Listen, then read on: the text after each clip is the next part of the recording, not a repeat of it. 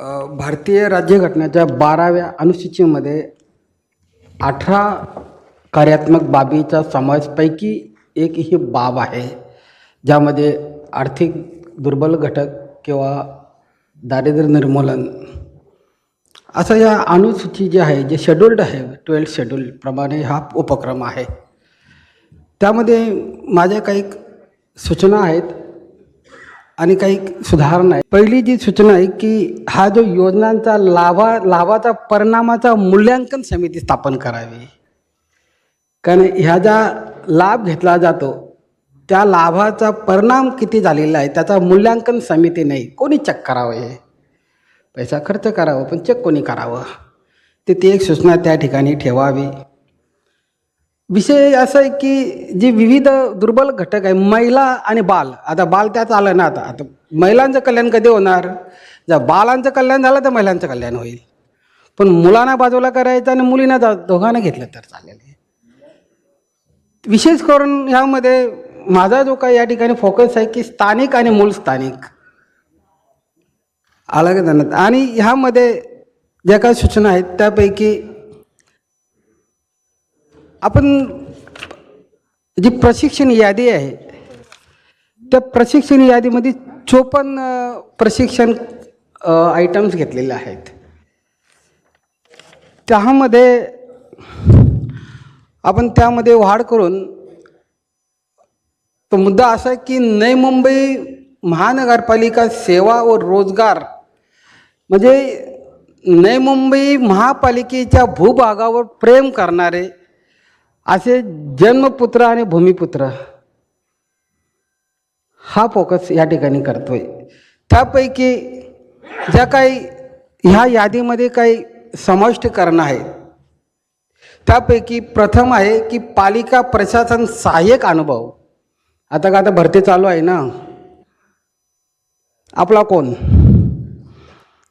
मग त्याच्यासाठी जे अनेक प्रशिक्षण आहेत पण रोजगार नाही आहे, रोजगार तो दिला पाहिजे ना. आता आपण शहरी आणि औद्योगिकरण विमानतळासाठी आपण यादी घेतली आपण, पण तुमच्या माहितीसाठी सांगतो की विमानतळाला जो काही पैसा लागलेला आहे तो नवी मुंबईच्या भूभागातला पैसा लागलेला आहे. इथल्या जमिनी विकलेल्या आहेत आणि तिथे इन्व्हेस्टमेंट केलेलं आहे. म्हणून सदस्यांना मी सांगतो तिथं आपला प्रथम मूलभूत हक्क आणि अधिकार आहे, हे मी आपल्याला अवगत करून देतोय. आणि माधुरी मॅडम, आपण या ठिकाणी प्रथम सूचना केली की विमानतळामध्ये ज्या काही विविध रोजगार आहेत त्या रोजगार प्रशिक्षणासाठी आपण तो घ्यावा म्हणून, आणि इथे घेतलेला आहे. आणि म्हणून या ठिकाणी आपल्याकडे तर नेमकी महापालिकेमध्येच रोजगार आहे, विविध रोजगार आहे, मग तो कर्मचारीच्या स्वरूपात आहे पण अनुभव दिला पाहिजे. म्हणून पालिका प्रशासन सहाय्यक अनुभवकरिता अभ्यासक्रमानुसार प्रशिक्षण देणे. पालिका पदाधिकारी, आता आम्ही उपमहापौर आहोत, महापौर आहे, विरोधी पक्ष सगळे आहेत, पण त्यांच्यासाठी कोण आहे याचा अभ्यास करा, तुम्हाला सगळं समजेल. काही नाही आहे तर पालिका पदाधिकारी सहाय्यक अनुभवकरिता अभ्यासक्रम प्रशिक्षण, रोजगार आहे ना, तो रोजगार आहे. तो शहरी व औद्योगिक अनुरूप रोजगार लाभ संधी अनुभव प्रशिक्षण अभ्यासक्रम ही याच्यामध्ये एक ऑर्डर घ्यावं.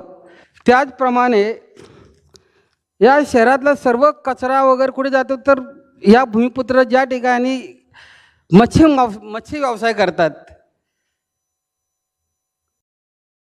त्या मच्छी व्यवसाय करणारे जे काही इथले भूमिपुत्र आहेत त्यांच्यासाठी मत्स्य उत्पादन म्हणजे मत्स्य कृषी अंतर्गत आहे.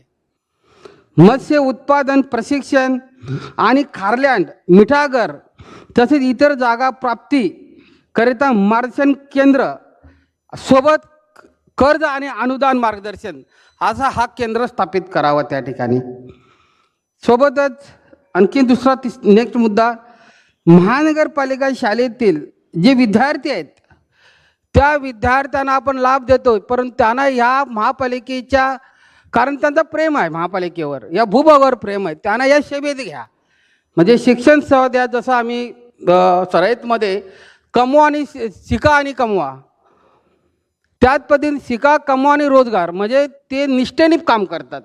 आम्ही नाही म्हणत की बाहेरून येते ते निष्ठेने काम करतात, असं आमचं म्हणणं नाही, ते करत नाही म्हणून. परंतु या भूभागावर ज्याचं प्रेम आहे, या भूभागाची समर्पित आहे, त्याला प्रशिक्षण दिलं, त्या अनुषंगाने प्रशिक्षण दिलं तर महानगरपालिका अधिक लाभ आहे त्याचा. असे या ठिकाणी मी या ज्या काही सूचना केलेल्या आहेत अलग नाही ह्या, आणि विशेष करून आता ह्या ज्या अनेक अटी शर्ती जुन्या झालेल्या आहेत. मला फार आता सभापती मॅडम आपल्या माहिती अनेक सूचना, अनेक कायदे, अनेक याच्या उपसूचना एवढ्या जुनाट आणि कालबद्ध झालेल्या आहेत. मी तर सन्मान्य सभागृह नेते आता कायद्याचा अभ्यास चांगला करतात आणि आम्ही त्यांच्याकडून प्रेरणा घेतो. जरी सुतार साहेब हा एकदम कमी बोलतो, आता मला याला बोलायला जागा दिली नाही, कधी इथे एवढं बसवले त्याचे मला बोलायचं संबंध येते, पण सूचना मांडल्या पाहिजे ना. शेवटीच्या भावना मी तर म्हणतो ही खुर्ची चुकीची आहे, ही उपमहापौर खुर्ची खाली, कारण हे व्यासपीठ आहे, हे न्यायाचे व्यासपीठ आहे.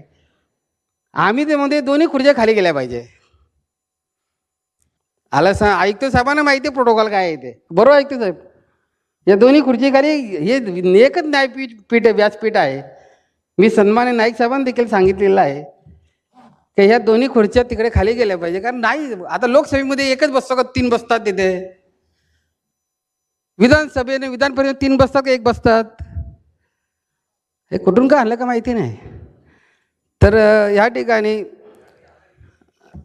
ठिकाणी कारण शेवटी आमच्या भावना कशा घालतील, शेवटी या अनुभवाचा फायदा यात सभागृह मिळाला पाहिजे. जेडी सुतार साहेब तुम्ही काल मागे बसले होते, आता का मागे बसलं मला माहिती नाही, काही हरकत नाही. तर ह्या ज्या सूचना आहे ऐकतो साहेब, सुतार साहेबांनी या ठिकाणी आपला सुरेश शेट्टी साहेबांनी सूचना जरी ती गमतीची असली तरी गांभीर्य आहे त्याला. काय म्हणतो, जरी गमतीची असली तरी गांभीर्य आहे, ह्याला आपल्याला नाकारता येत नाही. आणि विशेष करून तुम्हाला सांगतो की शिष्यवृत्ती जी आहे, ही शिष्यवृत्तीची योजनाच्या बाबतीत ज्यावेळेला ऑनलाईन झाले त्यावेळेला सन्मान्य वनमंत्री गणेशजी नाईक साहेब यांच्या मार्गदर्शनाखाली आणि करसन भगत शासकीय मदत केंद्राच्या माध्यमातून निशान भगतला चांगला आठवत आहे की आपण ज्यावेळेला सुरुवात केली त्यावेळेला 25 ते 30 हजाराची फक्त नोंदणी होती. ज्यावेळेला आपण सुरुवात केली तो लाखाच्या वरती नोंदणी केली होती. त्याचे स्वतंत्र प्रोग्राम जाहीर केला होता, स्वतंत्र मॅनपॉवर दिली होती. म्हणजे आयुक्त साहेब म्हणतात की याची जास्तीत जास्त प्रचार आणि प्रसार व्हायला पाहिजे. खरंच ह्या योजनांचा जास्तीत जास्त प्रचार व्हायला पाहिजे, पण त्या शिष्यवृत्तीचा जास्त प्रचार केला, त्याचा लाभ अनेकांना भेटला, त्याचा आम्हाला देखील आनंद आहे. नमस्कार. सुतार साहेब थँक्यू. विषय क्रमांक 19 सर, सर्व सन्माननीय सदस्यांनी आपल्या सूचना. लेटेस्ट अपडेट्स और ताजा तरीन खबरों के लिए TV1 इंडिया लाइव को सब्सक्राइब कीजिए और नोटिफिकेशन पाने के लिए बेल आइकॉन को दबाना मत भूलिए.